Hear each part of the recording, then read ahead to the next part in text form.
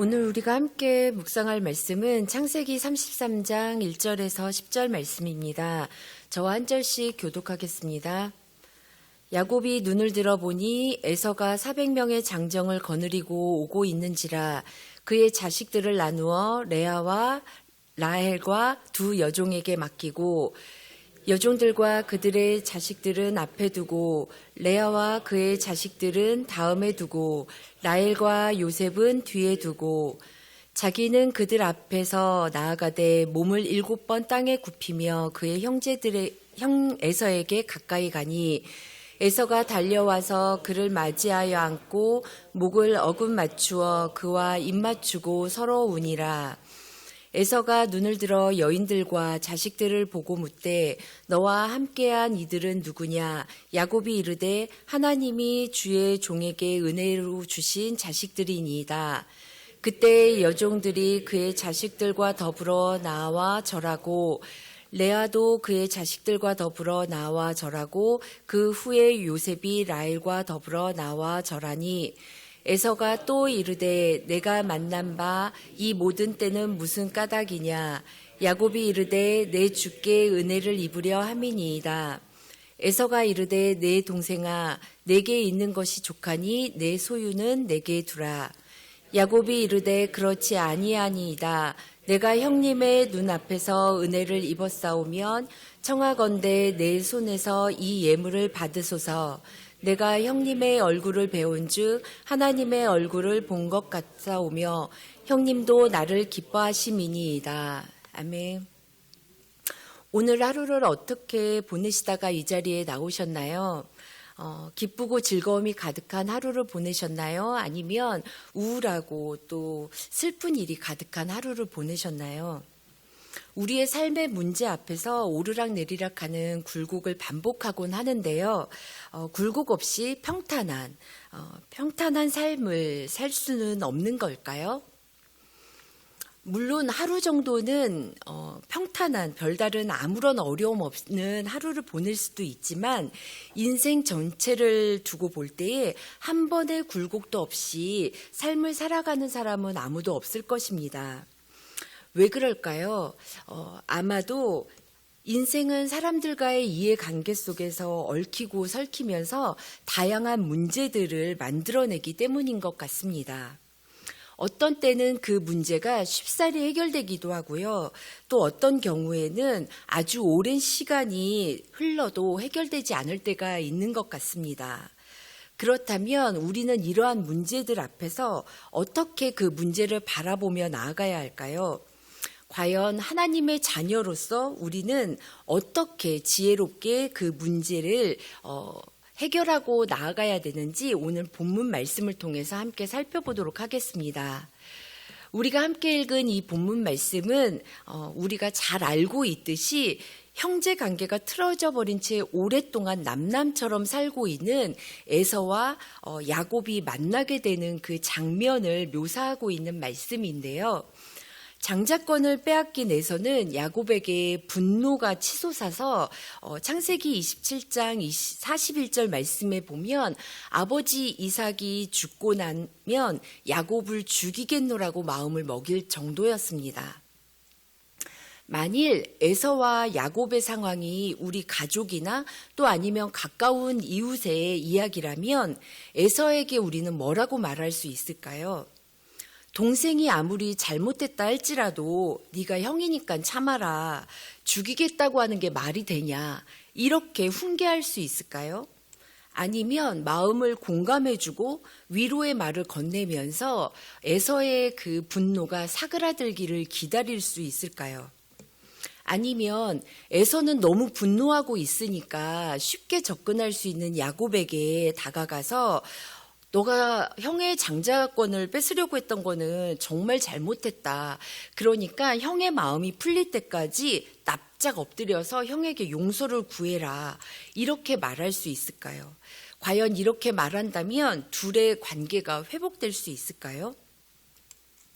야곱은 에서의 분노 앞에서 엄마 리브가의 조언을 따라 삼촌 라반의 집으로 피하는 방법을 선택했습니다. 정면으로 돌파하지 않고 회피하는 방법을 선택했습니다. 물론 에서를 피해서 떠남으로써 당장에는 큰 다툼이 일어나거나 죽임을 당하는 불상사는 없었지만 문제를 회피하고 덮어둔 결과 20년이라는 긴 생활 시간 동안 도망자의 삶을 살아야 했고요. 많은 고생을 겪어야 했습니다. 또 도망을 친 이후에는 더 이상 어머니를 만날 수 없는 삶을 살아야 했습니다. 그랬던 야곱이 32장 17절에서 20절 말씀에 보면 예전과는 달라집니다. 이번에는 보다 적극적으로 문제를 해결하려고 하는데요. 형에게 예물을 준비하고 종들에게 그 예물과 함께 먼저 보내며 종들이 형을 만났을 때에 어떠한 말을 할 것인지 미리 알려줍니다. 야곱이 이처럼 문제를 해결하기 위해서 적극적으로 나아갔기 때문에 에서와의 관계가 회복되었던 것일까요? 아닙니다. 야곱과 에서의 어그러졌던 관계의 회복은 문제에 접근하는 방법을 달리했거나 누군가의 조언을 들음으로써 해결된 것이 아닙니다. 그들의 회복이 되어진 것은 자신의 의지대로 살았던 야곱이 32절 야복강가에서 자신이 찾아온 어떤 한 사람과 밤새 씨름하는 그 일이 있은 다음이었습니다. 여기서 한 사람이 누구냐인지에 대해서는 명확하게 신분을 밝히고 있지는 않지만 창세기 32장 28절 말씀과 30절 말씀 그리고 호세아 12장 3절에서 4절 말씀을 통해서 그가 하나님 또는 하나님의 사자인 것을 알 수 있는데요. 야곱은 그의 존재가 자신에게 복을 주는 존재임을 깨닫고 더 이상 자신의 힘과 노력이 아닌 그를 의지하는 삶으로 들어가게 된 것입니다. 포기할 수 없는 간절함에 그에게 매달리게 되는데요. 그렇지만 야곱은 또다시 자신의 생각과 살아왔던 삶의 방식으로 에서에게 나아갑니다. 이처럼 하나님을 의지하고 하나님 앞에 나아갈지라도 우리들은 야곱과 같이 금방 원래대로 돌아가게 됩니다. 이러한 야곱의 연약한 모습이 우리들의 모습이지만 중요한 것은 하나님은 우리들의 연약한 실수투성인 모습에 초점을 맞추지 아니하시고 우리가 하나님을 의지했다는 그 사실에 반응하시고 우리를 위해 일하신다는 것입니다. 하나님은 야곱을 위해 어떤 방식으로 일하셨을까요? 그 해답은 10절 말씀에 있는데요. 내가 형님의 얼굴을 배운 즉 하나님의 얼굴을 본 것 같사오며 형님도 나를 기뻐하십니다. 라는 야곱의 고백을 통해서 알 수 있습니다. 쩔뚝거리면서 자신에게 절을 하며 다가오는 야곱을 바라보는 에서의 마음이 바뀌었고 형이 자신을 죽일 거라고 생각했던 야곱의 마음이 바뀐 것입니다. 다시 말해서 모든 문제는 남이에게 해결점이 있는 것이 아니라 나 자신, 나의 마음에 있다는 것입니다. 상대방이 달라져야지만 문제가 해결되어지는 것이 아니라 내가 달라지면, 나의 마음이 달라지면 나와 관계된 사람들과 상황이 바뀌게 된다는 것입니다.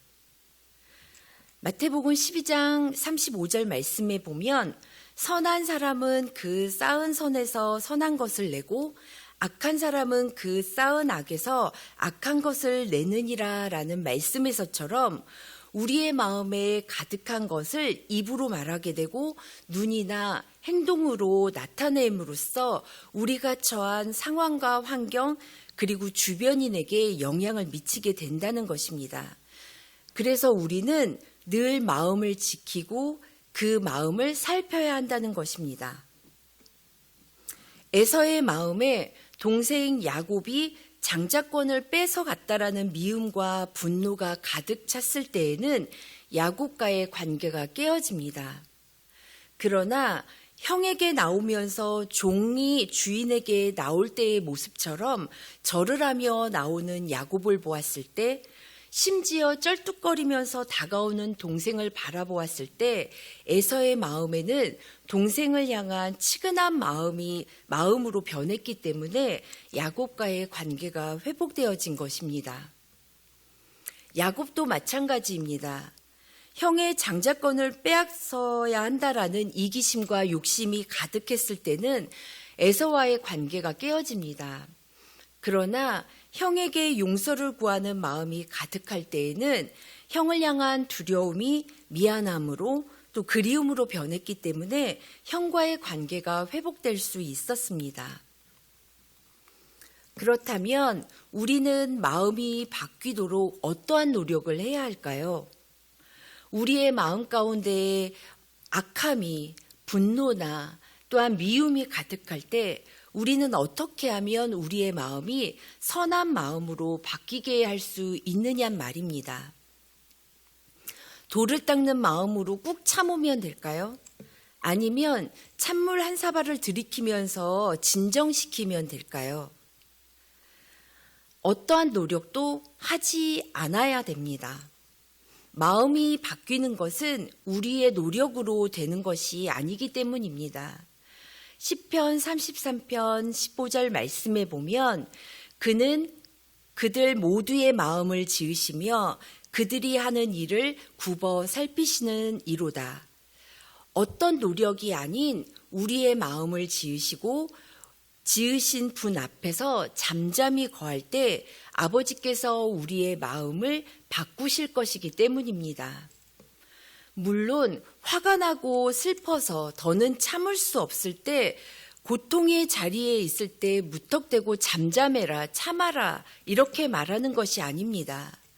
우리의 마음이 아프고 슬프면 아프고 슬픈 그 모습 그대로 우리의 마음 가운데 화가 나서 우리의 마음의 상태가 엉망진창이 되었다면 엉망진창이 되어버린 그 모습대로 우리의 마음을 지으신 하나님 아버지 앞에 있으면 됩니다.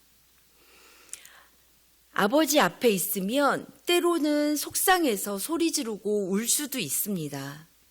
아버지께서 우리의 마음을 회복시키는 그 순간에 도달하기까지 오르락내리락하며 요동칠 수도 있습니다. 그래도 괜찮습니다. 주체할 수 없는 감정으로 인해서 다른 사람들을 마주할 때 나이스하게 웃어주거나 또 아무 일 없는 것처럼 태연하게 행동할 수 없어도 괜찮습니다.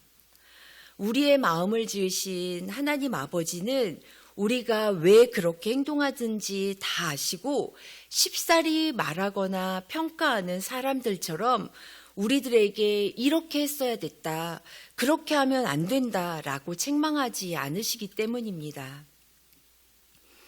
하나님은 상하고 찢긴 모습을 묵묵히 바라보시고 함께 아파하십니다.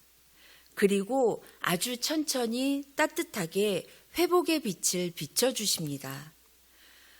우리가 아픔을 딛고 스스로 일어날 때까지 기다려주시며 이쯤 하면 회복돼야지 라면서 우리에게 책망하지도 않으시고 언제까지나 각자의 상황에 맞춰서 우리를 기다려주십니다.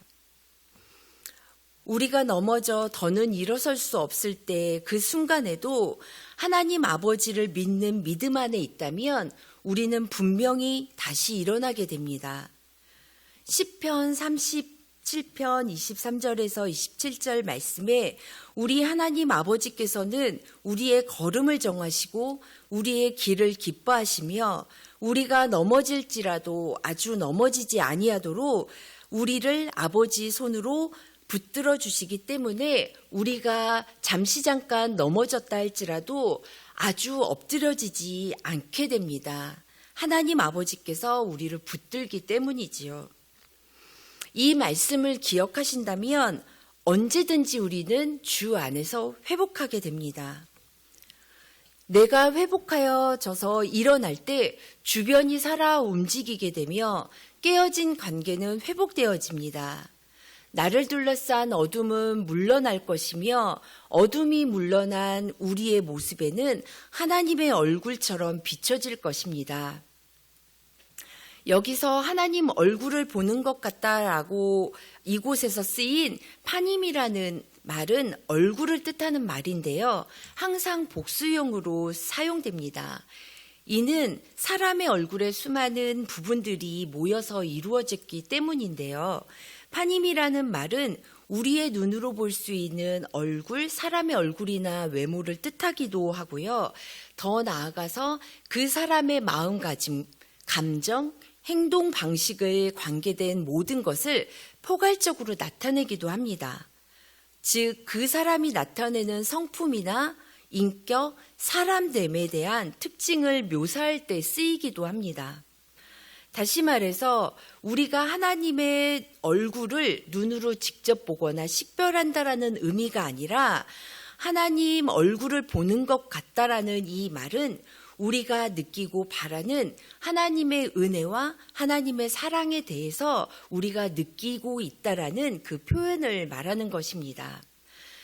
따라서 자신을 죽일 거라고 생각했던 에서가 4절에서 자신에게 달려와서 자신을 맞이하고 안아주고 입맞추며 눈물 흘리는 그 모습, 또 자신의 가족들을 바라보며 안부를 묻는 그 모습은 마치 사랑과 은혜가 풍성한 하나님의 모습이고 모든 것을 용서하시고 품어주시는 하나님의 모습처럼 보였다는 것입니다. 말씀을 정리하겠습니다. 우리 주변의 관계가 깨어진 회복의 열쇠는 누구에게 있다는 것입니까? 바로 우리 자신에게 있다는 것입니다. 그런데 어떠한 노력을 해서 관계가 회복되는 것이 아니라 그저 하나님 안에 있을 때 하나님 아버지 안에 하나님이 우리를 회복시키실 것이라는 믿음 안에 있을 때 때로는 시간이 걸릴지라도 하나님이 분명히 우리를 회복시키신다는 것입니다. 하나님께 나아갈 때 하나님 안에 있을 때 상하고 씻긴 나의 마음이 회복되어지고 나를 통해서 하나님의 얼굴이 드러나고 하나님의 얼굴이 드러날 때에 모든 상황이 풀리고 해결된다는 것입니다. 저 역시 오랜 동안 야곱과 에서처럼 어그러진 관계에 해결되지 않았던 채 힘겨워했습니다. 제 상황을 알고 있는 함께 기도하는 친구와 가족들은 제게 진심을 담아 조언을 해주기도 했습니다. 때로는 야곱에게 삼촌의 집으로 피하라고 했던 엄마 리브가의 조언처럼 저에게 이 모든 상황을 회피하고 떠나라고 한 친구도 있었고요. 더 나아가서 어그러진 관계를 향해서 손을 먼저 내밀지 못하면서 네가 무슨 사역자냐 하면서 핀잔을 주는 친구도 있었습니다. 또 가만히 있지 말고 정면으로 맞서서 시시비비를 가리라고 따져 물으라는 친구도 있었습니다. 이러한 상황 속에서 고구마 한 100만 개는 삼킨 것처럼 답답하고 억울하고 분노에 하염없이 요동치는 마음을 수시로 겪어야만 했습니다. 그렇지만 아무 말도 아무 액션도 취하지 못하고 있는데 이미 끝난 상황임에도 불구하고 이런저런 말도 안 되는 하지도 않았던 말들이 제 귀에 들려왔을 때는 참았던 제가 분노 게이지가 상승했습니다. 그래서 이제는 가만히 있지 않을 거다. 절대 용서할 수 없다. 이런 마음이 들기도 했습니다. 그러나 그럴 때에도 막연하게 하나님을 바라보자, 하나님께 나아가자 이러한 말만 되뇌이면서 아무것도 할 수 없었습니다. 저는 처음에는 너무 황당해서 당혹스러움에 아무것도 할 수 없었습니다. 그런데 시간이 지나면서는 저를 함부로 대하는 그 모습들에 화가 나서 아무것도 할 수 없었습니다. 얽히고 설켜있던 관계 속에서 누군가가 해결해 줄 것 같았는데 아무도 해결해 주지 않을 때에 또다시 아무것도 할 수 없었습니다. 무엇보다 제가 아무것도 할 수 없었던 것은 하나님 아버지가 이 모든 상황을 어떻게 생각하시고 또 저에게 무엇을 요구하고 계시는지를 이해할 수 없기 때문에 아무것도 할 수 없었습니다. 다만 제가 할 수 있는 거라고는 너무너무 화가 나서 20대 제가 청년의 때에 나름대로 지켜왔던 신앙의 습관들을 모두 깨버리고 하나님 저 삐뚤어질 겁니다. 이런 심정으로 억지를 부리고 있는 것밖에 할 수 있는 게 없었습니다. 삐뚤어질 대로 삐뚤어지겠다고 억지도 부렸지만 그런 제 모습을 보면서 하나님은 책망하지 않으시고 내 믿음이 그것밖에 되지 않냐 이렇게 말씀하지도 않으셨습니다. 비록 제가 하나님께 생떼를 부리고 사춘기 청소년처럼 반항을 해보았지만 제 마음에는 하나님을 향한 믿음이 있었습니다. 어떤 믿음이냐면 아무리 힘들고 어렵고 억울해도 분명 하나님 아버지는 이 모든 상황을 허락하셨다라는 믿음이고 이 상황을 잘 통과한다면 나를 붙들어 주시기 때문에 내가 또 한 자락 자라갈 거라는 믿음, 또 제가 하나님 안에 있기 때문에 기필코 하나님이 저를 일으켜 세우실 거라는 이 믿음 말입니다. 그런데 이 믿음은 대단한 믿음이 아닙니다. 흔들리고 넘어지면서 막연하게 그냥 하나님을 신뢰하는 그러한 믿음이었습니다. 그런데 하나님은 하나님을 믿는 그 믿음을 보시고 저를 변화시켜 주셨습니다. 그때마다 제 마음에 계속 머무르게 하셨던 오늘의 본문 말씀을 통해서 어그러진 관계의 회복의 시작은 바로 나라는 것을 알게 하셨습니다. 제 마음의 분노는 바로 제 마음 속에 자리 잡도록 제가 허용했던 것입니다. 물론 도화선에 불을 붙였던 것은 다른 이였지만 그 불을 끄지 않고 내버려뒀던 것은 저였습니다. 저를 격동하게 만드는 상황, 사람에게 집착하고 끊임없이 불신하면서 분노하고 억울함 속에 저를 가둔 것은 바로 저였습니다. 저의 마음을 지옥으로 만들고 또 저의 마음을 천국으로 만드는 것은 다른 사람이 아니라 바로 저였습니다. 이 말씀을 통해서 모든 열쇠가 제게 있다라는 것을 알고 제 마음이 변하기 시작했을 때에 그동안 꽉 움켜쥐고 있었던 분노나 집착 그리고 불신 속에서 자유를 갈망하는 마음이 생겼습니다. 내가 연약하듯이 그들도 연약했음을 인정하게 되었습니다. 어떻게 그럴 수 있어라며 상대를 평가했던 잣재들도 사라지고 그럴 수 있었겠다 이해하는 마음이 생겼습니다. 또한 에서가 야곱에게 향해서 느꼈던 안타까운 마음, 치근한 마음, 또 야곱이 에서를 향해서 미안했던 마음처럼 왜 더 이해하지 못했을까 하는 미안한 마음도 생기게 되었습니다. 더 나아가서 용기를 내어 다시금 저의 마음을 표현하게도 되었습니다. 그리고 에서와 야곱이 마주했던 순간 서로 부둥켜 안고 목 놓아 울었듯 서로 기뻐하고 서로의 모습 속에서 하나님의 얼굴을 볼 수 있을 거라는 기대감과 그러한 약속도 하게 되었습니다.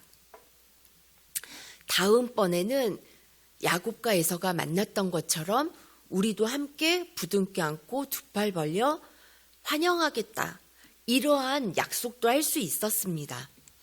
저는 오늘 본문 말씀을 또다시 제 삶으로 경험하게 되었습니다. 못 모르고 20대 때 뜨거웠던 청년의 때에 하나님 성경 구절 말씀이 구절구절 제 삶으로 해석되기를 소망합니다 하고 고백했던 이 고백이 이루어졌습니다. 할렐루야지요. 그런데 제 삶의 문제들로 버거울 때면 못 모르고 고백했던 이 고백의 순간이 후회될 때가 참 많았습니다. 그럼에도 불구하고 여전히 성경 말씀 구절구절이 제 삶으로 재해석되어지고 저를 통해서 하나님의 얼굴이 드러나기를 소망한다는 이 고백은 여전히 존재합니다. 우명동 교회의 성도님들도 이 땅을 살아가는 동안 어그러지고 찢어진 관계 속에서 아파하고 힘겨워하며 눈물 흘릴 때 우리 자신이 스스로 마음을 지옥으로 만들고 있다라는 것을 기억하시고 내가 달라져야 되고 내가 하나님 앞에 나아가야 된다라는 것, 오직 하나님만을 기뻐하며 하나님께 소망함을 둠으로써 하루하루를 천국으로 만들 수 있다라는 것을 기억하시고 그 천국을 경험하시면서 하나님 얼굴을 나타내시기를 원합니다. 마지막으로 제가 너무 좋아하는 찬양 중에 하나인데요. 마음 같아서는 제가 멋들어지게 부르고 싶지만 성도님들의 더 큰 은혜를 위해서 박형경 전도사님께 부탁을 드렸습니다. 오늘 말씀을 기억하시면서 기도하는 마음으로 가사 하나하나에 집중하시기를 바랍니다.